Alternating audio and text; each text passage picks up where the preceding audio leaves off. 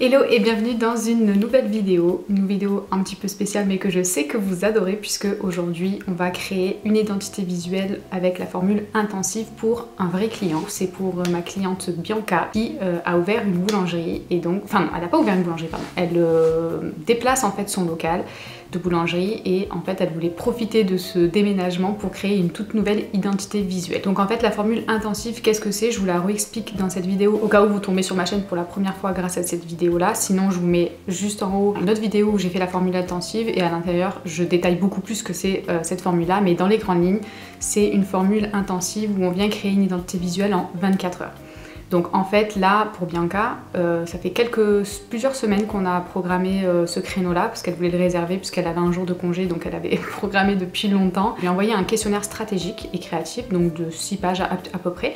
D'ailleurs il est sur mon shop si vous voulez vous le procurer. C'est le questionnaire que j'envoie à mes clients pour comprendre en fait la stratégie de la marque, comprendre l'environnement de la marque, les concurrents, le client cible et aussi pour comprendre en fait tout l'aspect créatif, c'est-à-dire que comprendre en fait les envies, les attentes de mon client pour que voilà je puisse trouver la fusion idéale entre ses attentes, la stratégie et mon œil de graphiste. À la suite de ce questionnaire avec les réponses, on a fait un appel en visio de 1 heure environ où on vient approfondir toutes ces questions. D'ailleurs dans le questionnaire je lui demande de m'envoyer plein d'inspirations, un genre de mood board pour commencer à avoir une certaine piste. Et puis après cette réunion là, je viens créer en fait une stratégie de marque, donc un guide stratégique.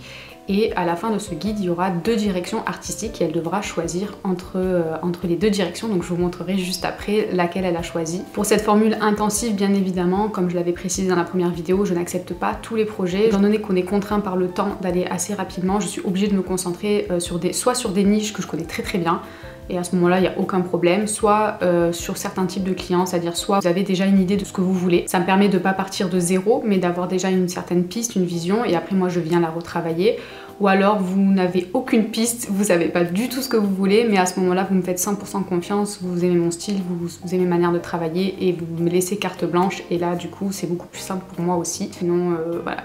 Il faut prendre la formule complète pour que moi je puisse avoir le temps de vraiment me plonger au cœur de la marque, au cœur de tout l'environnement en fait de la marque, que ce soit les concurrents, le secteur, le milieu, enfin vos objectifs avec la marque, le client idéal, etc.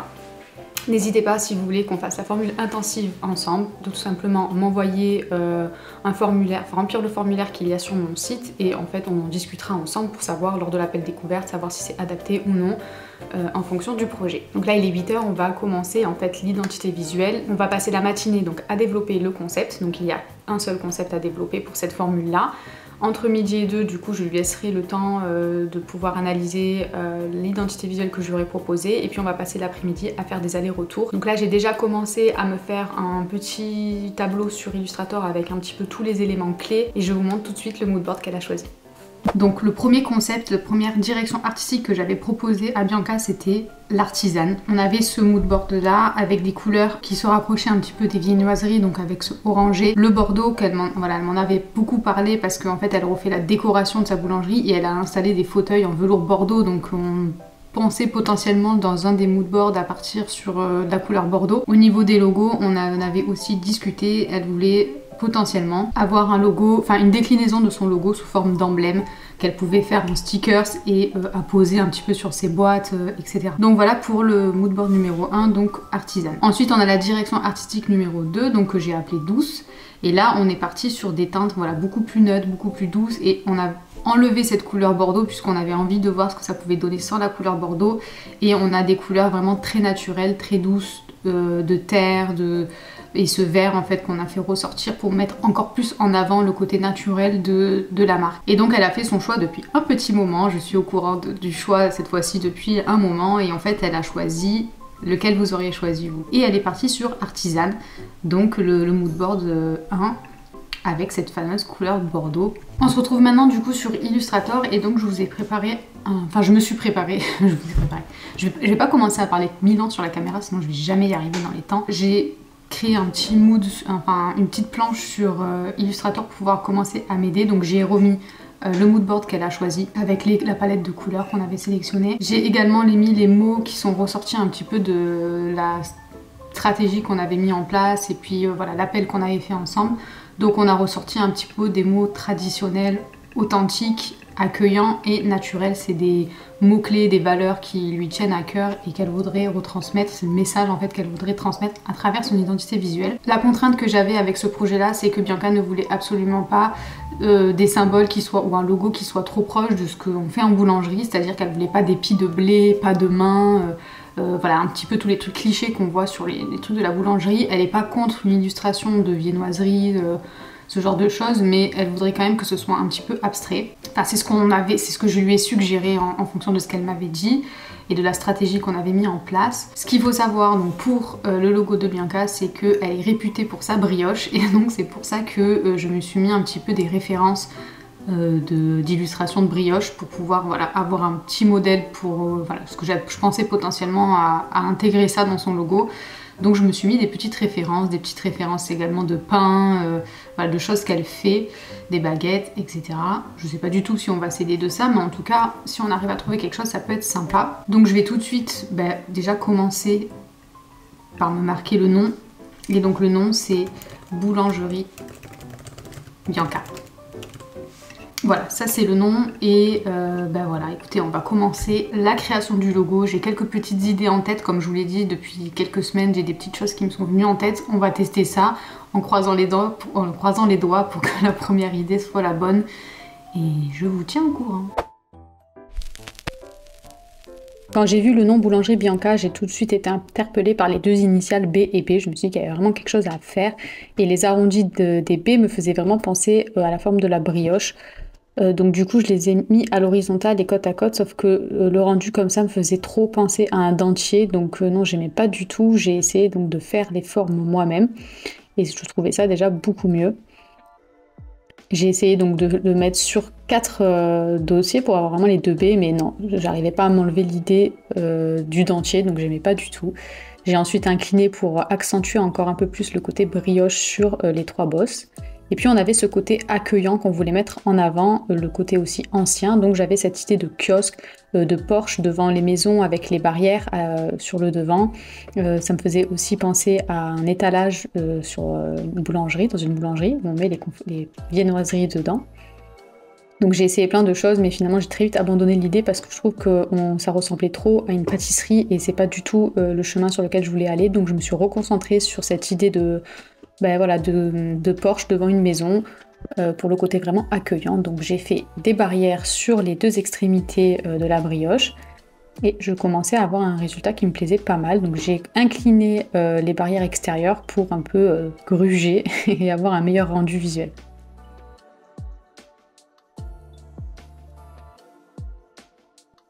J'ai ensuite dupliqué ma forme pour voilà, que ça me corresponde bien à l'œil et qu'on ait vraiment la même forme de chaque côté. Je me suis ensuite rendue sur Google Fonts pour trouver la typographie que j'allais choisir pour le nom du logo. Je savais que je voulais une typographie serif qui rappelait vraiment le côté traditionnel et d'antan. Et mon choix s'est porté sur Libre Baskerville et EB Garamond. J'ai donc testé les 2 typos dans Illustrator. Et en testant, en fait, mon choix s'est très vite porté sur EB Garamond parce qu'on avait les lettres qui étaient légèrement déformées et je trouve que ça rajoutait vachement à ce côté d'antan. J'ai aussi testé le Bianca en forme un petit peu manuscrite pour rajouter un côté vraiment artisanal, fait main. Et une fois que j'avais choisi, en fait, j'ai vectorisé le mot Bianca, j'ai fusionné les lettres et avec mon outil crayon, j'ai vraiment essayé d'harmoniser tout ça et de vraiment lier les lettres de manière beaucoup plus naturelle. J'ai essayé de lier le A et le N, mais je trouvais ça vraiment pas très joli et pas lisible surtout, donc j'ai choisi de rester plutôt minimaliste et de séparer les lettres. Ensuite, on voulait absolument faire apparaître avec Bianca le 2018, puisque c'est l'année à laquelle elle a lancé sa première boulangerie et c'était une vraie fierté pour elle d'avoir survécu à toutes les catastrophes qui se sont passées en 2020, donc du coup voilà, on voulait vraiment faire apparaître l'année.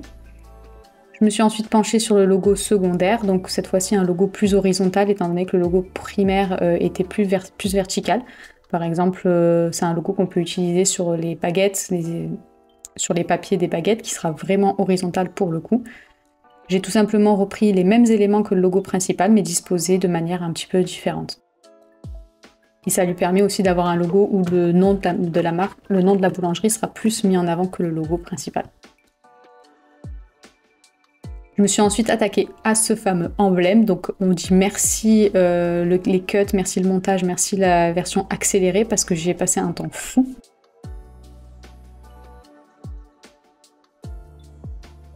J'ai testé plein de choses, des ronds, des ovales, des lignes pleines, pas pleines, enfin bref, j'ai testé vraiment plein de choses. Et en fait, cette ligne au milieu me perturbait, je trouvais ça un peu déjà vu.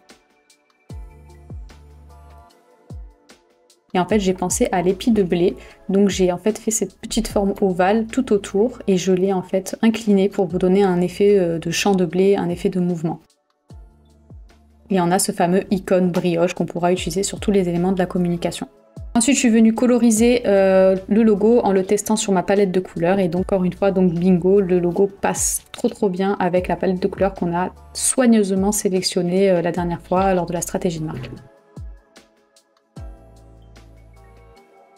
J'ai même réussi à faire un motif avec la brioche, regardez-moi ça, je trouve ça trop sympa. Cette brioche, vraiment, cette icône s'adapte à tous les formats.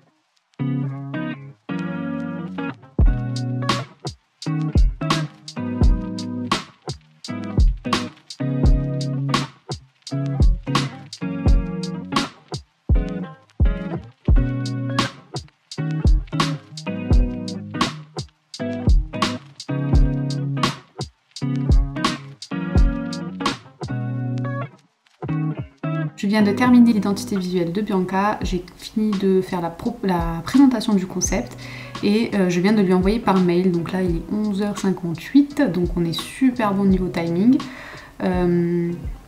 En vrai du coup, comme c'est une cliente qui m'a contactée il y a plusieurs semaines, on a fait l'appel stratégique la semaine qui a suivi en fait la validation du devis. Et en fait ça fait peut-être genre 2-3 semaines que moi du coup j'ai l'idée qui tourne dans ma tête et en fait même si c'est une intensive en un jour, en vrai de vrai inconsciemment j'ai un peu déjà réfléchi dans ma tête à ce que j'allais faire, donc ça m'a pas pris non plus, ça a été, enfin l'idée m'est venue assez facilement puisque ça a un peu germé dans ma tête, je pars pas de zéro, c'est pas comme si je venais de découvrir le brief ce matin. Même si je me penche pas dessus, même si j'ai pas travaillé dessus, voilà, des fois en train de rêvasser, à penser à ce que je pourrais faire. Dès que je voyais une boulangerie, j'y réfléchissais, donc ouais. Et puis ça fait que pendant 2 semaines, je regarde les boulangeries avec un autre œil. Donc dès qu'elle me fait, je vais aller manger, je vais faire une pause, et dès qu'elle me fait son retour, donc normalement avant 14h, eh bien on fera les affinements et on enchaînera. En espérant que tout aille bien, qu'elle trouve que c'est magnifique, qu'il n'y a rien à changer et que du coup c'est terminé, j'ai plus qu'à faire le dossier. Non, je rigole.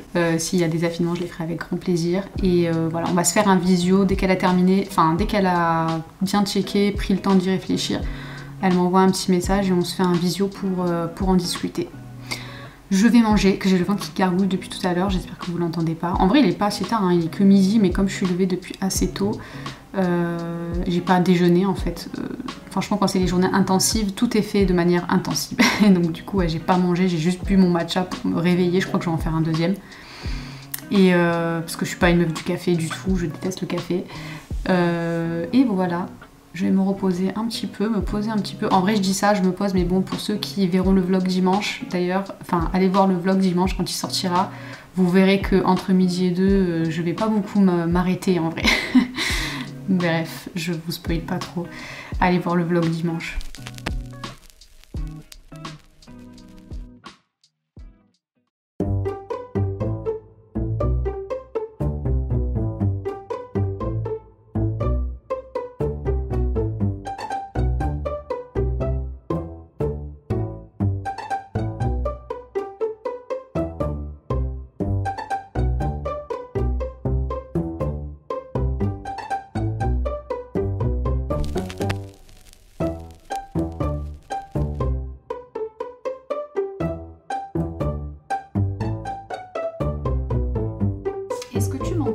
est-ce que tu as pu avoir le temps, ça va, de tout regarder? Est-ce que... Ouais, ok, super. Ah bah super, cool.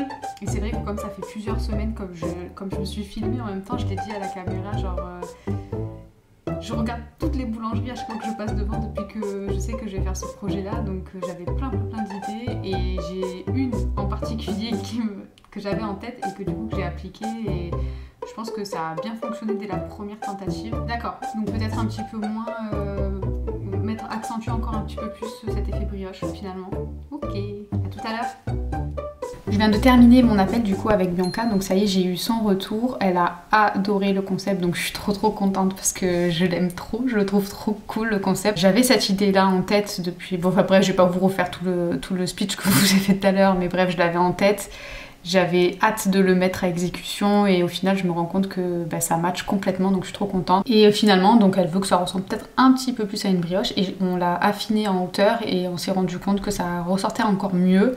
Donc c'est ce que je vais faire, je vais aller revoir tous les icônes de la brioche pour les changer. Puis je lui enverrai le résultat final. Entre temps je lui ai dit, vu que là il est quand même assez tôt, que voilà, si elle voulait prendre plus de temps pour regarder... Bon, apparemment, ça n'a pas l'air d'être nécessaire, mais bon, elle a encore du temps, du coup, si elle veut. Moi, je vais commencer à préparer un petit peu tout ça. J'ai gardé mes écouteurs, je me disais, j'entendais l'ordinateur. Et voilà, je vous reprends une fois que j'ai finalisé tout le projet. Et si entre-temps, je reçois un message de Bianca, et je vous tiens au courant.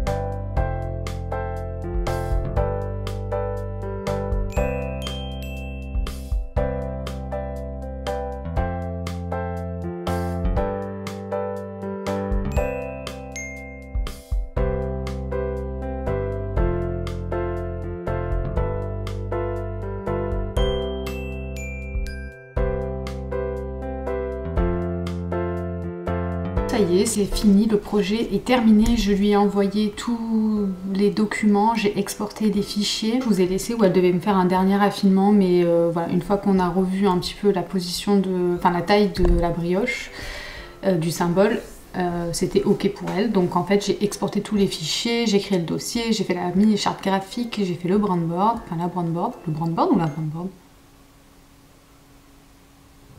Bref, vous m'avez compris. En fait, je vais vous faire une voix off sur la vidéo de la construction du logo et comme je sais pas exactement ce que je vous aurais dit ou pas, dans le doute, je vais vous représenter les logos. Donc en fait, là, ce que j'ai fait, c'est que j'ai créé la suite de logos. Donc le logo principal, c'est celui-ci. On a gardé cette brioche avec Boulangerie Bianca et le 2018, la fameuse brioche qui est vraiment la star du programme. Donc voilà, elle est bien mise en avant. Elle est vachement plus jolie, je trouve, affinée comme on l'a fait, parce qu'elle ressemblait peut-être trop à une couronne au départ. Donc là, je trouve que c'est vachement joli, encore plus. Boulangerie Bianca, j'ai choisi une typo sérif qui fasse très traditionnel, très d'antan. J'ai choisi d'ailleurs cette typographie parce que je trouvais que les lettres étaient un petit peu arrondies, un petit peu déformées et ça rajoutait encore plus à ce truc traditionnel et d'antan. Ensuite, le logo secondaire, ça sera celui-là. Donc, étant donné que le logo principal était quand même un petit peu plus vertical, j'ai choisi de faire le logo secondaire un petit peu plus horizontal puisque selon les endroits où elle devra apposer son logo, elle aura besoin de différentes formes, notamment par exemple sur une baguette, c'est quelque chose de très horizontal, enfin voilà. Ensuite, je vous avais parlé, on voulait faire un logo emblème, donc j'ai développé un troisième logo pour développer cet emblème là, donc ça je sais que je vous le dirai, donc voilà, cette forme un peu d'épi en cercle, je trouve hyper original, ça change un petit peu que de faire des lignes pleines. On met tout le temps en avant cette brioche et après on aura le logo icône qu'elle pourra utiliser sur ses réseaux sociaux, et un petit peu partout il y aura cette fameuse brioche. D'ailleurs cette brioche, j'en ai développé un motif et je le trouve trop sympa en motif, je trouve que ça rend vraiment trop bien. La palette de couleurs, je trouve qu'elle se marie à merveille. D'ailleurs dans la présentation des concepts, je crois que je vous ai inséré des vidéos, mais j'ai fait quelques mock-ups pour lui présenter. De toute façon ça c'est quelque chose que je fais tout le temps. D'ailleurs il y a quelqu'un qui m'avait demandé de faire une vidéo sur les mock-ups. Voilà, n'hésitez pas à me dire si ça vous intéresse de vous montrer comment on peut faire des mock-ups. En général, soit je prends des mock-ups déjà existants et sur Photoshop, j'ai juste à insérer mon logo, soit des fois c'est des images qui me plaisent. D'ailleurs, je crois que c'est le cas, là il y en a un que j'ai fait. C'était une photo qui me plaisait et c'est moi qui est venu incruster le logo à l'intérieur. Et des fois, c'est moi qui vais, avec la fonction IA de Photoshop, venir créer en fait des mock-ups carrément. Pour ceux qui me découvrent dans cette vidéo, donc je suis designer graphique, web designer. Et voilà, aujourd'hui on a fait une identité visuelle intensive, c'est une formule que moi j'adore. Depuis que je l'ai mis en place, honnêtement je me régale parce que voilà, j'accompagne des petits projets qui n'ont pas le budget en fait à la base pour faire des grosses identités visuelles, et à chaque fois je les rattrape de justesse en fait avant de faire leur identité visuelle eux-mêmes sur des logiciels, sur des trucs automatiques, des Canva et compagnie. Je les rattrape au vol en disant ah, non, viens par là, viens faire appel à un graphiste pour faire ton identité visuelle, et du coup ils sont tellement contents à la fin d'être passés par un professionnel. Donc franchement, formule pépite, j'adore faire ça, je suis trop contente, je suis trop fière de l'avoir mis en place, trop fière de pouvoir aider ces projets-là. Je crois qu'on est bon pour cette journée intensive qui finit donc du coup à 18h14, heure où je vous parle. Il va falloir que je fasse le montage de cette vidéo absolument ce soir parce que entre mercredi et jeudi, j'ai encore une formule intensive jeudi que je vous filme et qui sortira peut-être plus tard cette fois-ci. Voilà, j'aime bien le couper avec d'autres vidéos entre les deux. J'espère que voilà, cette vidéo vous aura plu. N'hésitez pas à vous abonner, n'hésitez pas à venir me suivre sur Instagram. N'oubliez pas aussi, on est le 23 avril, les templates sur le shop, les réductions sur les templates sont jusqu'au 30 avril, donc n'hésitez pas à en profiter. Moi, je vous dis à dimanche pour le vlog de la semaine. Bye!